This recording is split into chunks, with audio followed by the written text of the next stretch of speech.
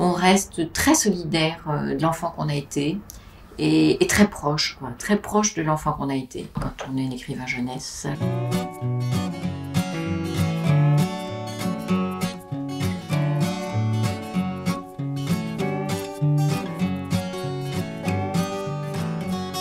Pour chacun d'entre nous, il y a un âge. Il y a un âge dans lequel on sent que c'est son âge. Voilà.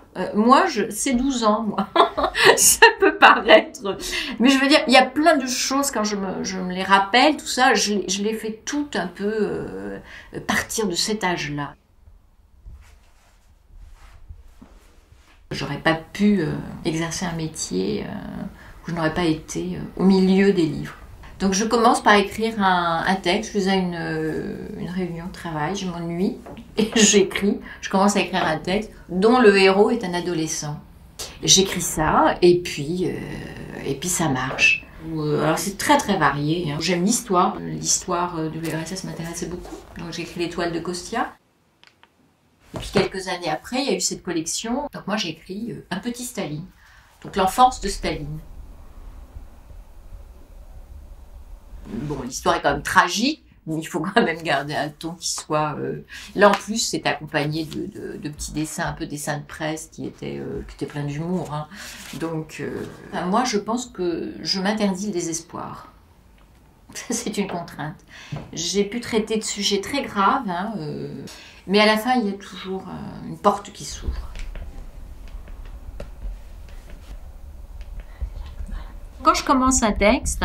Bon, déjà, j'ai toujours ces petits cahiers. Ce sont des petits cahiers grecs. J'ai une provision, comme ça, de cahiers. Ce sont des cahiers d'écoliers, hein. Dedans, j'écris toutes sortes de choses. Une phrase que j'ai lue et que je trouve très belle ou intéressante, je l'écris. Donc, ce sont des choses un peu jetées au hasard. Oui, on écrit tout le temps. L'album, c'est davantage, pour moi, ça tire plutôt vers le fragment, vers le... Et donc, ce sont plutôt des textes poétiques pour moi. Tout le monde est inquiet. La tour Eiffel est malade. On dirait qu'elle penche un peu et elle fait grise mine. La tour Eiffel est malade d'amour. L'Arc de Triomphe, qui règne sur la place de l'Étoile, a demandé d'un ton orgueilleux. Noble mouette, c'est de moi bien sûr, le seigneur de la place de l'Étoile, que la Dame de Fer est amoureuse.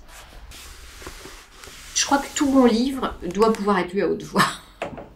C'est vraiment un charme qui opère sur les adultes et les enfants. On aime tous la lecture à voix haute. Parce qu'en plus, quand on est bibliothécaire comme moi, et qu'on vit au milieu de tant de livres et de tant de chefs-d'œuvre, on se dit, bon ben voilà, qu'est-ce que je vais apporter, qu'est-ce que... Et alors, ce que je dis aux enfants quand je fais des rencontres, et ça me paraît quand même très important pour toutes les choses que nous avons dans nos vies, nous sommes uniques. Forcément, ce que nous, on peut dire, personne d'autre ne peut le dire à notre place. Chacun se doit de tenir sa note. Voilà, une petite note, si infime soit-elle, manquerait au concert.